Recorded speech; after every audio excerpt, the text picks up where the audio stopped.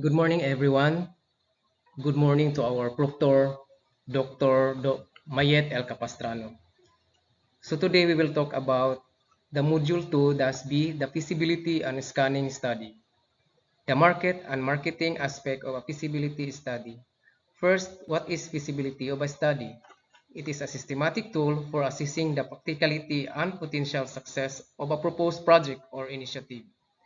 Feasibility studies provide a structured approach to evaluate the viability of new campaigns, products launches, market expansions, or other strategic endeavors. By conducting a thorough feasibility study, marketing professionals can gain nuanced insights into prospective outcomes and associated risks, enabling them to make well-informed decisions. Feasibility studies equip marketing teams with necessary information to make informed decisions about proposed initiatives. By analyzing various factors such as market demand, competitive landscape, and secure availability. These studies empower professionals to gauge the feasibility of their marketing endeavor. This proactive approach minimizes the likelihood of investing in available products, thereby optimizing the allocation of resources and efforts. Now, what is market? Market is referred to any structure or system where buyers and sellers interact to exchange goods, service, or information. A market can be physical locations like a farmer's market or a shopping mall, or virtual spaces like online places or online marketplaces. While marketing aspect, it is the process of promoting, selling, and distributing products or services. It understanding consumers' needs and desires. Goal is to drive sales and build long-term customer relationships. Now we need to analyze the potential market for a business and the strategies for reaching and capturing that market. So market aspect of a feasibility to study, we have the first market analysis. What is the market analysis? Under here is the industry overview. We need to know, or we need to study the size, growth, trends of the industry. We need to study the key players. We need to study the regulatory environment and the technological trends. Next is the target market.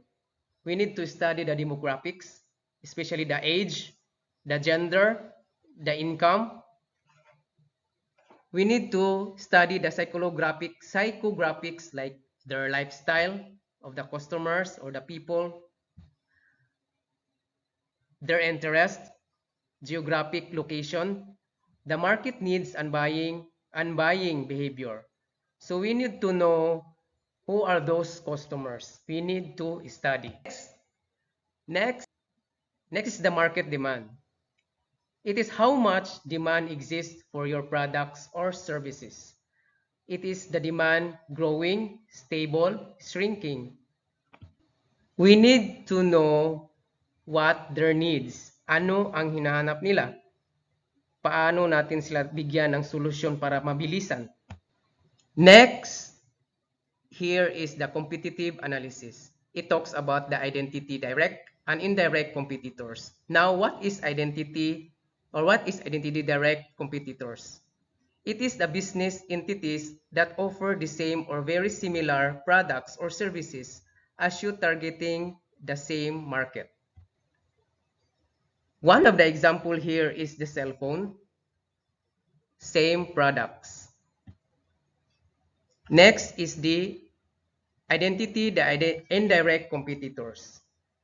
They don't offer the same exact products. The products or services that are different from yours but serve the same needs or wants. Next, we have the pricing strategies of competitors. So we need to know to study how to have a strategy or in terms of pricing strategy of our competitors. So we need to know or to study in terms of discounts. We need to offer promo or markdown or sales like the mall. Magkano ang iyong ibibenta? Kumpara sa kompetensya o mahal ba sila or barato ba sila? Nga kailangan mo mangitag way or techniques in terms of pricing strategy. Next is the unique selling proposition, preposition of your product services.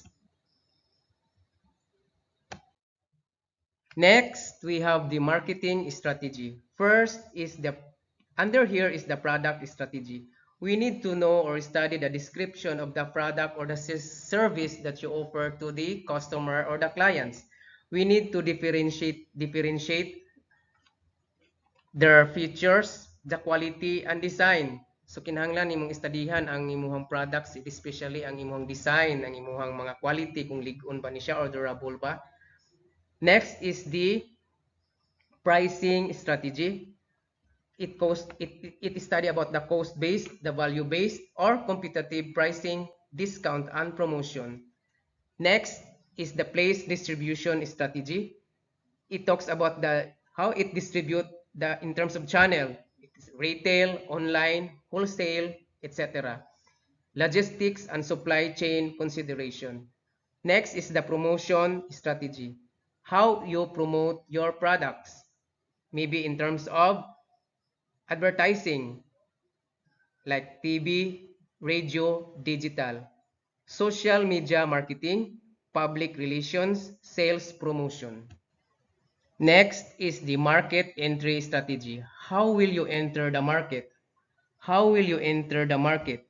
Soft launch ba siya, franchise ba siya, or partnership situation? So you need to study this one also. Timeline and phases of entry. It is required by resources and budget. Next is the sales forecast and revenue projections.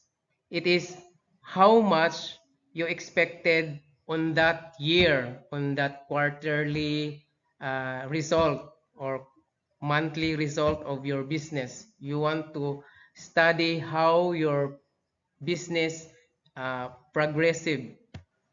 So you need to study your business kung ning improve ba siya, magkano ba ang nabenta mo sa loob ng isang taon, quarterly, monthly, kung daghan bang improvement, you need to study ang dami ng benta mo, yung trends in terms of seasonal, kailangan mo siyang ipag-studyhan.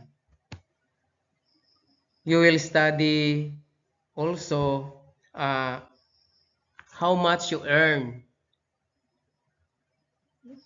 Gaano kadami ang iyong kita on that particular year. So you need to identify kung okay na ba ka or wala ba. You need to also to study for the next year in terms of financial projection. You need also to study the taxes of your business, the discounts, the gross at net income. The last one is the risk assessment. Now we will talk about the marketing aspect of feasibility study. First is the product. You need to study the products that you serve to the people.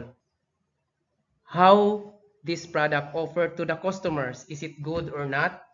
Ano ang inaalok mo? Ano sa imong product na gika-offer? Ano ang kakaibahan? What is the difference between your products and your competitors? Okay. What is the difference o ano ang kaibahan nito? Ano ang panlasa nito? Ano ang benefits sa imong products nga wala sa ubang nag-business? Next is the price.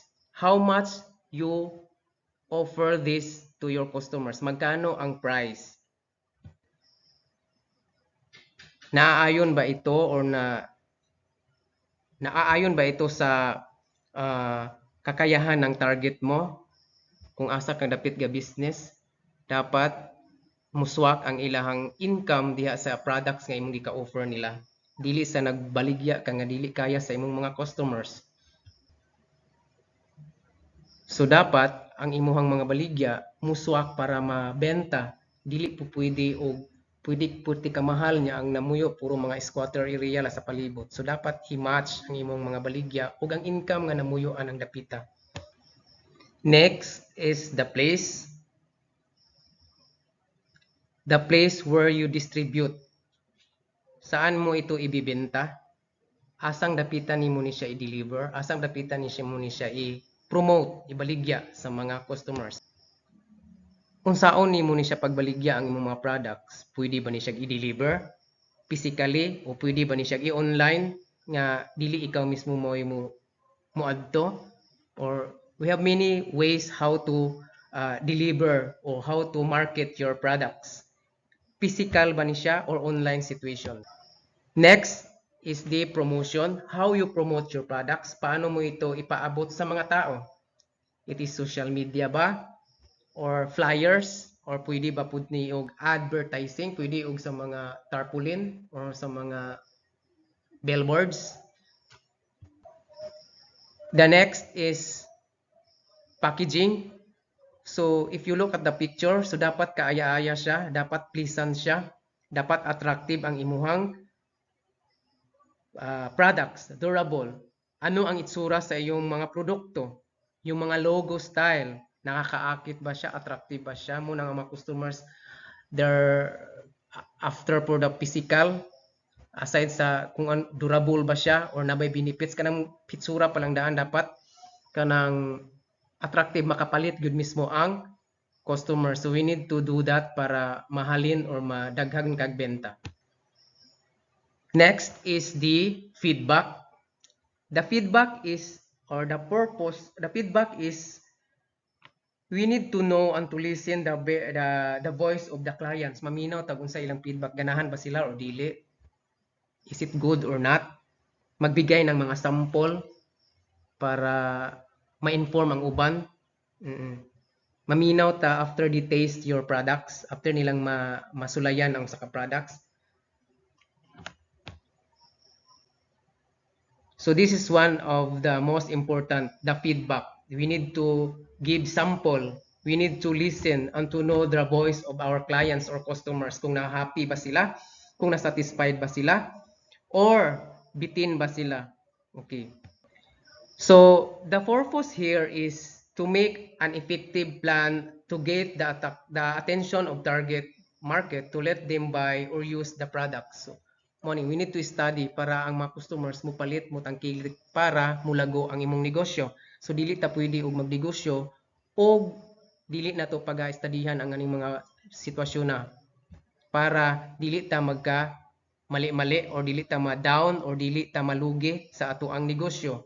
So mag-study jud ta sa dapat natong pagahimuon before ta mo go sa ato ang plan.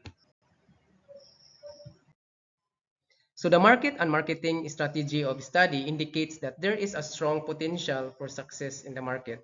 So with a clear demand for the target audience, a well-defined marketing strategy, and the ability to differentiate from competitor, the product service has a high likelihood of achieving market penetration and sustained growth.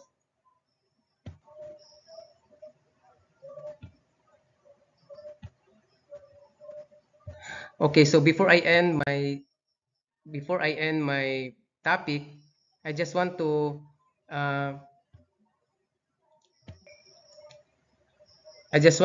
leave entrepreneur sayings. According to Seth Godin, don't find customers for your products, but find products for your customers.